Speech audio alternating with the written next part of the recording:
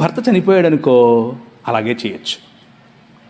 నీ వంశాంకురముగా పెంచుకోవటానికి ఒకరిని నీ పొరుగింటోడితోనో నీ ఎదురింటోడితోనో వాళ్ళతోనో వీళ్ళతో కనొచ్చు.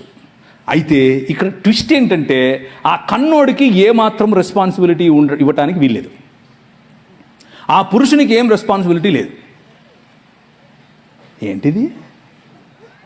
ఇది సనాతనమా? ఇది నీ రాజు ఏం చెప్పాడు? నో, చక్కగా పెళ్ళి చేసుకో. పెండ్లి, వివాహం,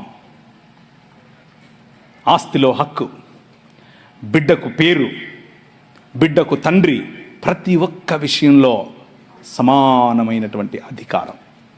ఇది నీ రాజు కట్టే రాజ్యం. ఈ రాజ్యానికి ఆ రాజ్యానికి ఎక్కడన్నా పొంతనుందా? దేవుని రాజ్యం. అలా ఈ దేశంలో మనం నియోగ వ్యవస్థను రూపుమాపాం. మనం రూపుమాపాం. నీ రాజు, యువర్ కింగ్ రూపుమాపాడు.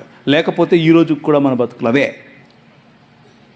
అమెరికా వెళ్ళిపోగానే ఈయన పక్కన జంపు, కొయిట్ వెళ్ళిపోగానే జంపు.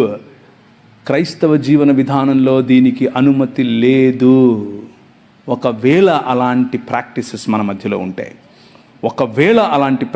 మన మధ్యలో ఉంటే, ఇట్ ఈజ్